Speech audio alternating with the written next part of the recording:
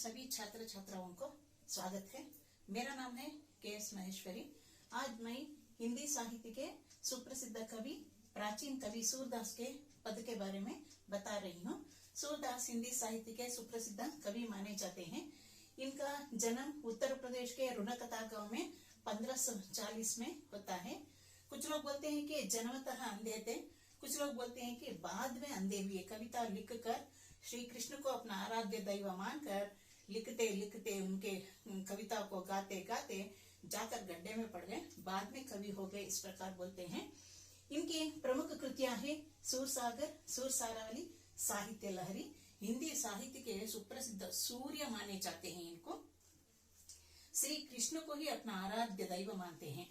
यहाँ पे श्री कृष्ण को आराध्य दैव मानकर क्या करते हैं, सूरदास कृष्ण की यहाँ पे बाल लीला, उसके बारे में श्री कृष्ण के स्वभाव, उनके भोलेपन, माता यशोदा के वात्सल्य आदि का चित्रण सूर पद में दिया गया है। बच्चे स्वभाव से बोले होते हैं ना, वे हमेशा माता पिता से, अपने भाई बहन के, अपने मित्रों के बारे में कुछ न कुछ शिकायत करते ही रहते हैं। उनका बाल सहज स्वभाव देखकर बड़ों को हंसी आ जाती है और उन्हें पुचकाकर उनको सांत्वना देते हैं। माँ और बेटे के ऐसे सहज संबंध की कल्पना सूरदास यहाँ प्रस्तुत पद्य में ब्रज भाषा में लिखते हैं। प्रस्तुत पद्य में देखिए, मैया मोही दाऊ बहुत खिंचायो। श्री कृष्ण बोल रहा है माता यशोदा से, मैया बलराम मुझे बहुत खिंचाता है। मैया मीन्स माँ, दाऊ भैया, भैया मुझे बहुत खिंचायो। खिंचाना, खिंचाना ಅಂದ್ರೆ चिड़ाना, चिड़ाता है, कन्नड़ದಲ್ಲಿ ರೇಗಿಸುವುದು। ಮೋಸೋ कहता है, ಮೋಸೋ मुझसे, कहता है, कहता है ಹೇಳುವುದು। ಮೋಲುಕೋ ಲಿಯೋ, ಮೋಲುಕೋ ಬೆಲೆ ಕೊಟ್ಟು ಕೊಂಡುಕೊಳ್ಳಲಾಗಿದೆ ಅಂತ ಅಂದ್ಬಿಟ್ಟು ಮೋಲುಕೋ, ಮೋಲ್ ಮೀನ್ಸ್ ದಾಮ್, ದಾಮ್। ಮೋಲುಕೋ ಲೀನೋ, ಲೀನೋ ತೆಗೆದುಕೊಳ್ಳಲಾಗಿದೆ ಅಂತ, ಲಿಯಾ ಹೇ। तो ही तुझको जसुमती कब जायो, तो ही तुझको जसुमती कब जायो। जसुमती यावाग निनगे जन्म कोट्टिदाळे, जसुमती के खोक में तू कब जन्म लिया है। इस प्रकार भैया मुझे बहुत खिंचाता है। इस प्रकार माँ के पास आकर श्री कृष्ण बोल रहा है। कहा कहो इसी ऋषि के मारे, कहा कहो ಎಲ್ಲರಿಗೂ ಹೇಳ್ಕೊಡ್ತಾ ಇದ್ದಾನೆ। ಈ ರಿಸಿಕೆ ಮಾರೆ, ಸಿಟ್ಟು ಬಂದು, ರಿಸಿ ಮೀನ್ಸ್ ಸಿಟ್ಟು, ಸಿಟ್ಟು ಬಂದು ರಿಸಿಕೆ ಮಾರೆ ಖೇಲ ನಹಿ ನಹಿ ಜಾತು, ನಾನು ಆಟ ಆಡಕ್ಕೆ ಹೋಗೋದಿಲ್ಲ। इस प्रकार श्री कृष्ण मैं खेलने नहीं जाता हूँ, भैया मुझे बार बार चिढ़ाता है। इस प्रकार माँ को बोल रहा है। पुनी पुनी कहता है कौन है माता, पुनी पुनी बार बार कहता है मैया, कौन है माता, कौन है पिता, निम्मप्ಪ ಯಾರು, निम्मಮ್ಮ ಯಾರು। इस प्रकार पूछता है, कौन है माता, कौन है पिता, कौन है तुम्हारो तात। तात ಅಂದ್ರೆ ತಂದೆ ಅಂತಾನೂ ಆಗುತ್ತೆ, ಅಜ್ಜ ಅಂತಾನೂ ಆಗುತ್ತೆ, तात यहाँ पिता। तुम्हारे माता कौन, तुम्हारे पिता कौन, ನಿಮ್ಮಪ್ಪ ಯಾರು, ನಿಮ್ಮಮ್ಮ ಯಾರು। ನಾನು ನೀನ್ ನೋಡಿದ್ರೆ ಕಪ್ಪಗಿದ್ಯಾ, ನಾನ್ ನೋಡಿದ್ರೆ ಬೆಳ್ಳಗಿದ್ದೀನಿ, ಈ ತರ ಅಣ್ಣ ನನ್ಗೆ ಆಡ್ಕೊತಾನಲ್ಲಮ್ಮ ಅಂತನ್ಬಿಟ್ಟು ತಾಯಿ ಹತ್ರ ಶ್ರೀಕೃಷ್ಣ ಹೇಳ್ತಾ ಇದ್ದಾನೆ। पुनी पुनी कहता है कौन है माता, कौन तुम्हारे तात।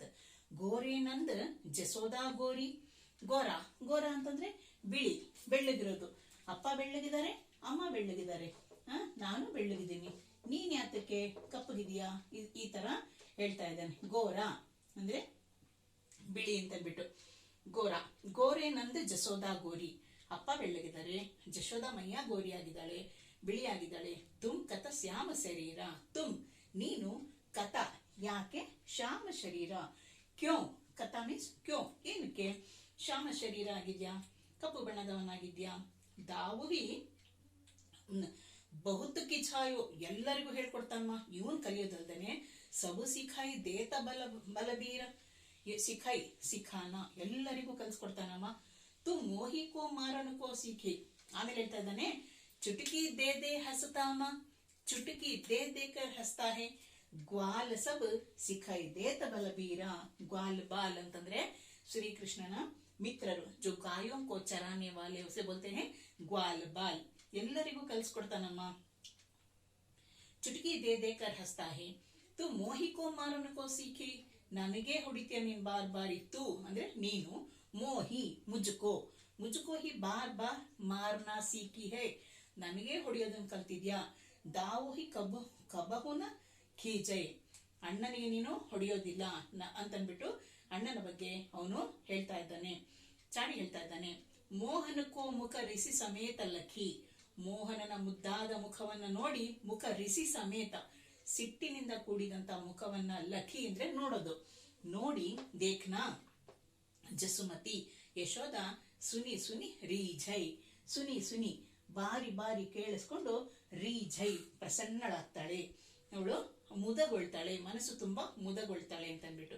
ಸುನಹು ಕಾನ್ಹಾ, ಆಮೇಲೆ ಹೇಳ್ತಾಳೆ ಕಾನ್ಹಾ ಸುನ್ಹೋ, ಕೇಳಪ್ಪ ಮಗನೇ, ಬಲಭದ್ರ ಚಬಾಯಿ, ಅಣ್ಣ ಚಬಾಯಿ ಅವನು ಧೂರ್ತನಾಗಿದ್ದಾನೆ, ಕಪಟಿ ಆಗಿದ್ದಾನೆ, ಚುಗಲ್ಕೋರ್, ಅಣ್ಣ ಯಾವಾಗ್ಲೂ ಚುಗಲ್ಕೋರ್ ಅಂದ್ರೆ ಚಾಡಿಕೋರನಾಗಿದ್ದಾನೆ, ಜನಮತ ಹಿ ಧೂರ್ತ, ಅವನು ಹುಟ್ಟುತ್ತಾನೆ ಕಪಟಿ ಆಗಿದ್ದಾನೆ ಅಂತ ಅಂದ್ಬಿಟ್ಟು ಕೃಷ್ಣನ ಎದುರಿಗೆ ಬಲರಾಮನನ್ನ ತೆಗಳ್ತಾ ಇದ್ದಾಳೆ ತಾಯಿ. ಯಾಕಂದ್ರೆ ಕೃಷ್ಣನನ್ನ ಮುದ್ದು ಮಾಡ್ಬೇಕಲ್ಲ, ಸಾಂತ್ವನಗೊಳಿಸ್ಬೇಕು, ಸಂತೈಸ್ಬೇಕು, ಅದಕ್ಕೋಸ್ಕರ.